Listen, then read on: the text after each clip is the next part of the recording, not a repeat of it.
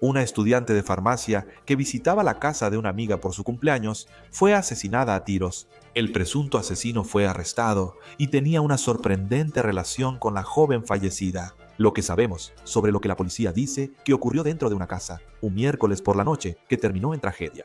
Estamos en el caso presentado por Ley y Crimen. Yo soy Chris Stewart.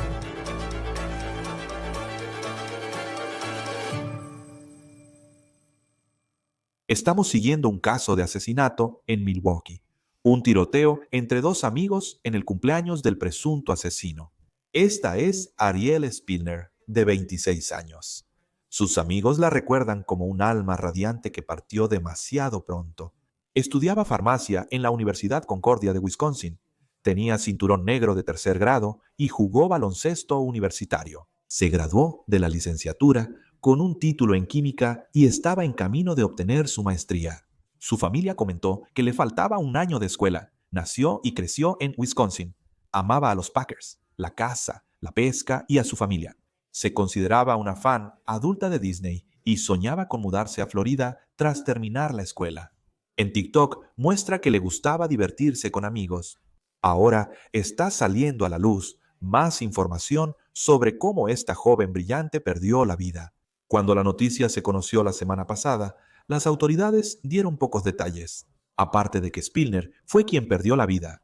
Le dispararon y la mataron en una casa en la esquina de la 39 y Lancaster en Milwaukee. Un familiar de Spillner le dijo a WISN Televisión que la noche del 4 de noviembre, Spillner fue a la casa de una amiga. A las 8 de la noche, Spillner habló por teléfono con su hermana antes de irse. Ella informó a la estación de televisión.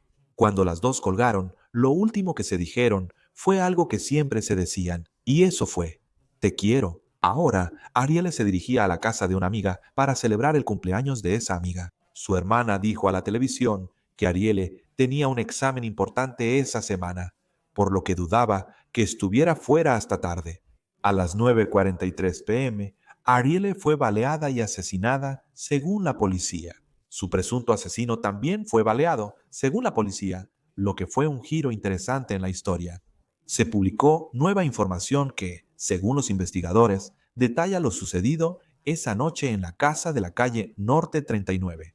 Aquí está el rostro de la presunta asesina, Yamika Simone Mills, de 32 años. Y si su foto policial te parece familiar de antes en este episodio, es porque ella es la amiga que aparece en varios videos de TikTok con Arielle. Aquí hay otra, de las dos juntas divirtiéndose con pelucas. Parecen ser muy cercanas. Le dijo a la policía que Arielle y ella fueron amigas cerca de un año.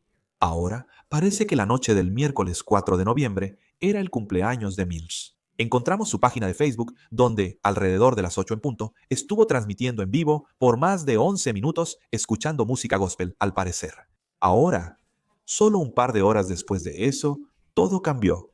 Mills sería arrestada por el asesinato de su amiga. Según la denuncia penal, Mills dijo primero a la policía que no recordaba lo sucedido. Ella dijo que recordaba estar en la sala y luego despertó en el hospital y no tenía idea de lo que había pasado en ese lapso. También le dijo primero a la policía que pensaba que Spillner le había disparado. La policía informa que Mills se disparó accidentalmente en el estómago. Ahora la interrogan en el hospital, donde, según la denuncia, Mills dijo que ella y Spillner fumaron marihuana esa noche y que se puso paranoica. Se suponía que Spillner iba a cortarle el pelo a su perro con tijeras, y fue entonces cuando la policía afirma que Mills dijo que se puso paranoica, así que supuestamente Mills fue a su habitación y agarró su pistola. Al volver a la sala con Arielle, dijo que ella movió la mano y ahí supuestamente disparó, matando a Arielle Spillner. Sin embargo, afirmó que Spillner nunca amenazó con tijeras y hasta admitió que nunca vio tijeras. De nuevo, todo esto es según la policía. La cuñada de Mills estaba en la casa y le dijo a la policía que ella estaba en la otra habitación. Luego escuchó: «Perra, estás loca». Y eso fue justo antes de que se disparara el arma. Mills le dijo a la policía que ella y Spillner habían estado hablando sobre con quién habían salido antes de que se escucharan esos disparos. Ahora, Mills tenía una herida de bala, porque, según la policía, accidentalmente se disparó en el estómago. La policía la describió como combativa en la escena y en el hospital. Mills dijo que era amiga de Spillner desde hacía un año, pero ahora está acusada de matarla.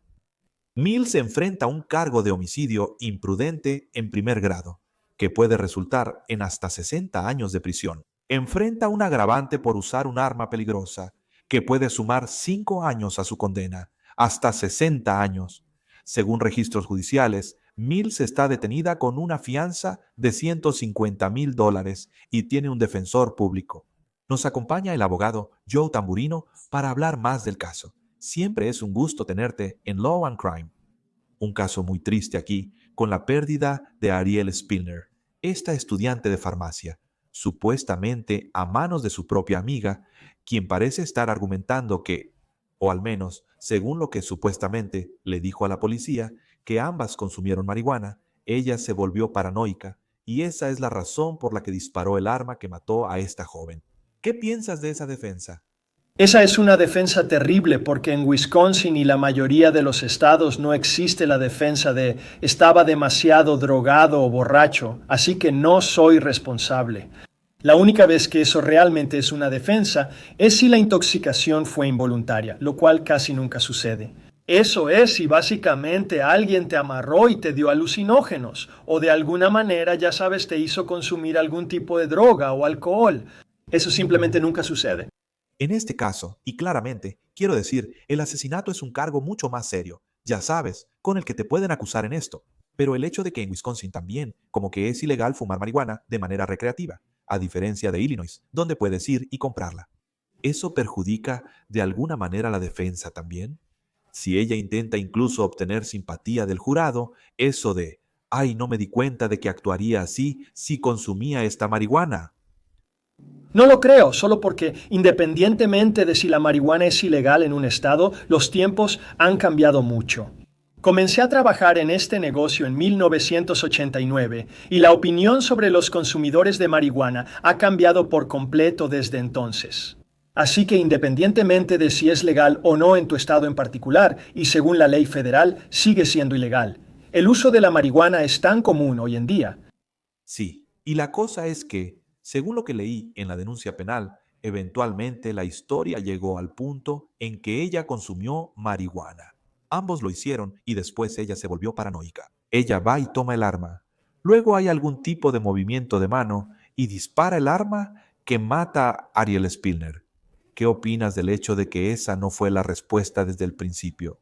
Quiero decir, eso perjudica, incluso un argumento, si estuvieras tratando de obtener simpatía de un jurado, donde sé que no puedes argumentar que ya sabes, no fue, ya sabes, la marihuana me hizo hacerlo. No es un buen argumento de por sí, aunque ni siquiera parece que esa fuera la primera historia que le dijo a la policía.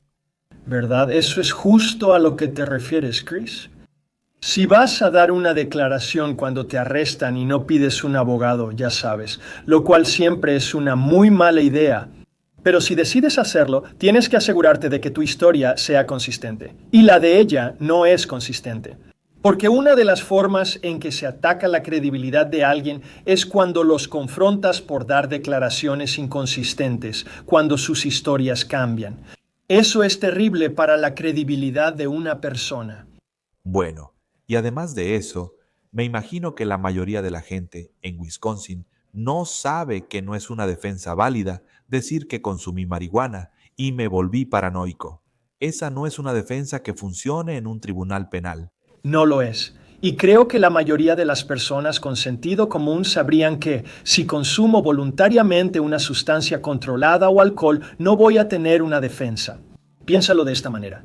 Si consumir alcohol o drogas fuera defensa, ¿cómo condenarías a alguien por manejar ebrio?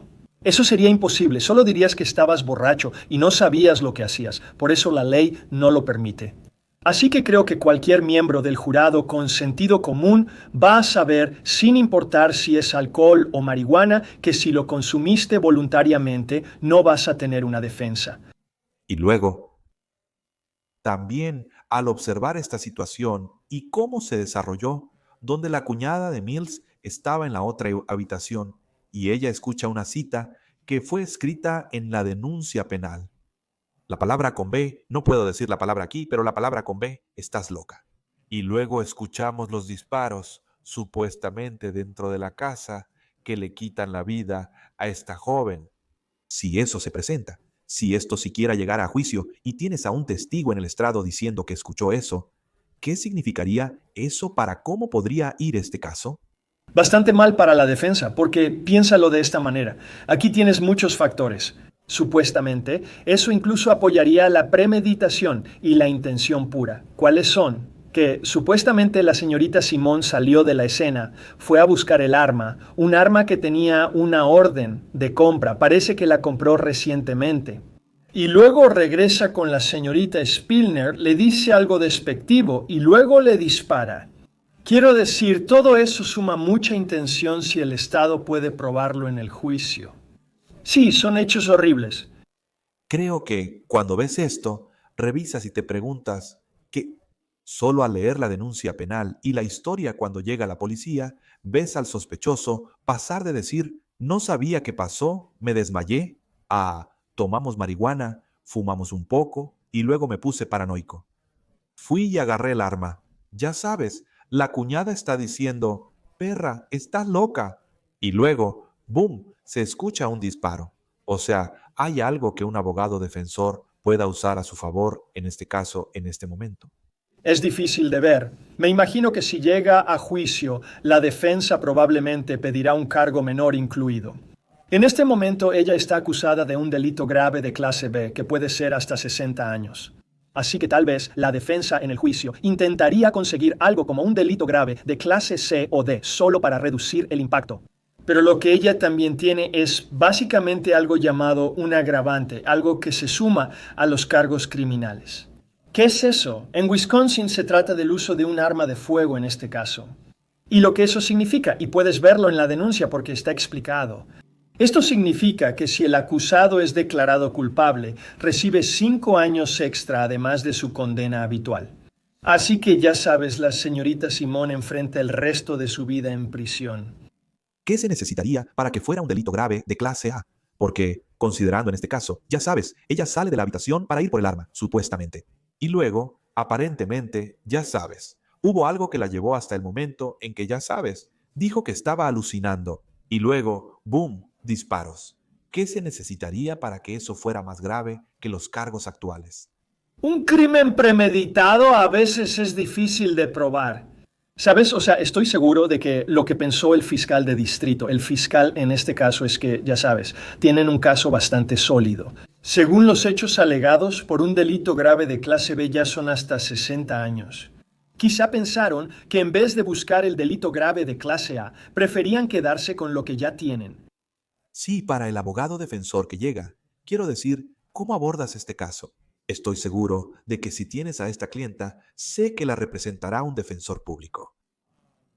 Lees esta denuncia penal y suponiendo que todo esto ocurrió después de que se le leyeron sus derechos Miranda. ¿Cómo abordas este caso y armas algo que pueda ayudar a tu clienta? Una de las cosas que tienes que hacer es revisar el historial de tu clienta. Tal vez tu clienta tuvo problemas de salud mental antes, incluso pudo ser hospitalizada. Quizá han tenido otras situaciones donde hubo crisis de salud mental, algún tipo de enfermedad mental. Revisas todo eso y también el historial de consumo de sustancias de tu clienta. Supongo que en este caso le tomaron sangre a la acusada. Suele hacerse. Así podrías ver los resultados de esas pruebas. Intentas hacer todo eso para ver si hay alguna manera de básicamente disminuir el impacto para tu cliente y quizás lograr que se reduzcan los cargos, llegar a algún tipo de acuerdo. Y de nuevo, esto es suponiendo que todo lo que dice la denuncia es correcto. Ahora, no vamos a saber mucho más sobre este caso hasta que literalmente llegue a juicio. Porque hasta que haya audiencia de causa probable, ni la defensa sabe lo que ocurre además de la denuncia. No tienes acceso a los informes policiales ni nada de eso. En un caso como este, donde parece que ella estaba consciente de lo que hizo, al menos según la denuncia penal, donde si ella tiene algún tipo de problema de salud mental en el pasado, ¿cómo podría eso influir para ayudar, suponiendo que no pudiera llegar al punto de declararse inimputable por locura? Bueno, mencionas un buen punto sobre, ya sabes, cuando ella dijo que se dio cuenta de lo que hizo. Piénsalo de esta manera. ¿Qué pasaría si ella hubiera contado lo que ocurrió aunque no lo recuerde? Y debieron quedarse con esa versión. Bueno, eso sería mucho mejor para su defensa porque apoyaría algún tipo de argumento de que tenía alguna enfermedad o defecto mental que le impedía entender lo que hizo. Pero ese no fue el caso aquí. Si lo que dice la denuncia es preciso, ya sabes, ella empieza diciendo, no recuerdo, y luego claramente en poco tiempo dice que sí recuerda. Pero ya sabes, ella estaba paranoica, pero sabe que un arma obviamente puede lastimar a alguien, así que está muy inconsistente con eso. Sí, y la otra parte también es que supongo que Ariel iba a ir a su casa para ayudarla como a arreglar a su perro. Y había algo sobre unas tijeras, y eso aparentemente la puso paranoica. Pero también se señala específicamente por la policía que no había ninguna tijera a la vista, ni tampoco se hizo ninguna amenaza relacionada con tijeras. O sea, ¿cómo es que eso encaja en la historia que está contando la policía? Muy malo para la defensa, porque ya sabes, cuando mencionas la situación de que la supuesta víctima tenía algún tipo de arma, uno podría pensar, bueno, el acusado está planteando algún tipo de defensa propia. Pero creo que eso va a ser difícil aquí por lo que acabas de decir, que fue que la policía no encontró ninguna tijera. Hay muchas cosas que parecen indicar que quizás después de que la señora Spillner fue baleada, hubo de nuevo, solo basándonos en lo que dicen los hechos en la denuncia, algún tipo de encubrimiento. Quiero decir, mira todas las cosas extrañas. Tienes a la acusada disparándose a sí misma accidentalmente o no en el abdomen. Luego tienes que ella se quita su propia ropa después de ese disparo. Luego tienes que ella dice, bueno, la señora Spillner, la supuesta víctima, tenía unas tijeras, pero las tijeras nunca se encuentran. Ya sabes, uno puede imaginar dónde ocurrió el disparo. Obviamente, la señora Spillner está muerta. Tal vez el acusado intenta crear una defensa, como defensa propia, salud mental o quitarse la ropa para eliminar evidencia. Así que ya sabes, hay tantas cosas extrañas. Bueno, supuestamente ella se disparó accidentalmente en el estómago después. ¿Quién determina en el hospital si un sospechoso está médicamente apto para comunicarse con la policía sobre lo que pasó? Parece que ella va al hospital por una herida de bala, que es grave, pero no tanto como para que no pudiera ser puesta en... ¿Sabes? Ella está en la cárcel, pero ¿quién decide eso? Bueno, depende de la situación médica y eso va a ser específico del caso y del hospital. Me imagino que hay algunos hospitales que tienen políticas. Yo no conozco ninguno. Pero normalmente si la persona está médicamente estable, la policía puede entrar y cuestionarla. Y luego depende de la persona decir si quiere hablar o no quiere hablar. Una de las cosas que su abogado defensor podría investigar es si el hospital le administró algún tipo de medicamento que pudiera haber afectado su capacidad de entender. Por ejemplo, digamos que tienes a alguien que está bajo la influencia de algún analgésico muy potente o algo para sedar a una persona como el propofol, algo así. Eso podría afectar tu capacidad para tomar una decisión sobre si hablar o no, así que imagino que todas estas cosas van a ser examinadas.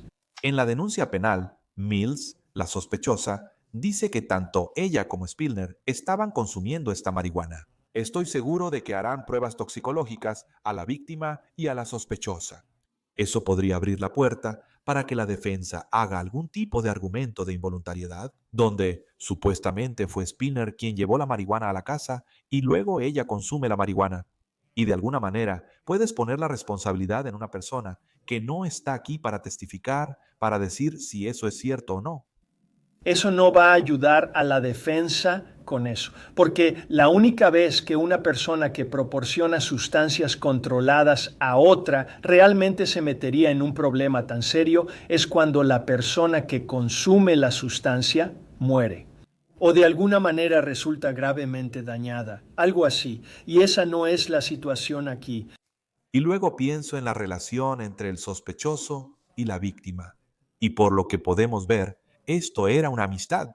Según los informes, estaban en la casa de Mill porque era el cumpleaños de Mill. Esta no era una relación conflictiva, como un caso de violencia doméstica que luego lleva al asesinato de alguien. Eso podría ayudar a suavizar la situación para la defensa si esto llega a juicio o según cómo avance, que tal vez fue deliberado supuestamente en la forma en que ella dice que estaba paranoica y disparó esta arma. Pero en general ves esta relación y no era de esas que son tóxicas y de repente llegan a un punto crítico donde alguien muere. Sí, podría ayudar a la defensa. Lo último que dijiste, que esta no es una relación en la que hubiera animosidad entre ellos, eran amigos. ¿Y por qué la acusada querría matar a su amiga? Tendría la intención de matar a su amiga.